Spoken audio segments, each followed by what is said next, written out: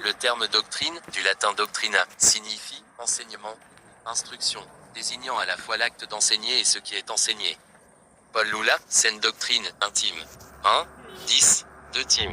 4, 3, Titan. 9, 2, 1, et affirme que la Bible est utile pour enseigner, grec didascalia, 2 Tim. 3, 7. Dans l'usage courant des chrétiens, la doctrine consiste en un enseignement ciblé sur des points particuliers de la théologie qui font l'objet d'un consensus général au sein d'un cercle ecclésiastique, comme l'enseignement résumé dans le catéchisme de Heidelberg. L'enseignant ou le prédicateur édifie l'Église en éclairant l'esprit des gens et en façonnant leur vie à l'aide des vérités établies du christianisme, appliquées par la grâce de l'Esprit de Dieu, un peu comme l'ingénierie utilise les principes établis de la physique pour construire des machines complexes. La doctrine est donc plus restreinte que la théologie.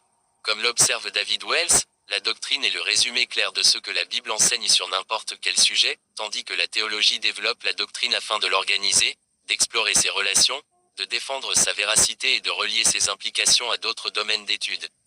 8. Le terme le plus restrictif de tous ces dogmes, un mot d'origine grecque qui signifie « décret faisant autorité ». Ce mot était parfois utilisé pour désigner les lois de Dieu, accent aigu ph. 2. Quin, col. 2. 14. Parfois pour désigner les décrets ou les décisions des conciles ecclésiastiques. On lit dans Actes 7, 4 qu'après le concile de Jérusalem,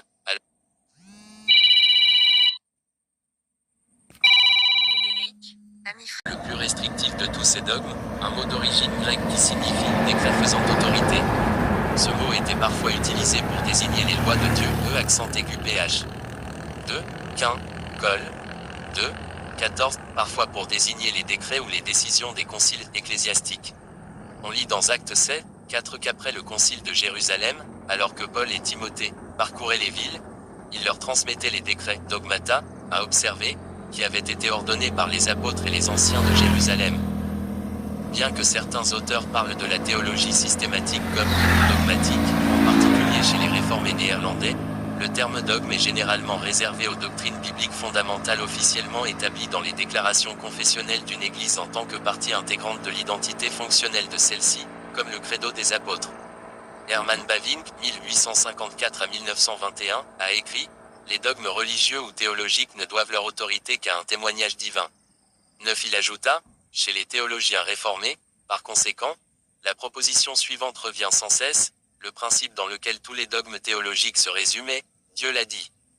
10. On peut représenter la relation entre la théologie, la religion, la doctrine et le dogme sous la forme d'une série de cercles concentriques, avec le dogme au centre, la doctrine juste à côté,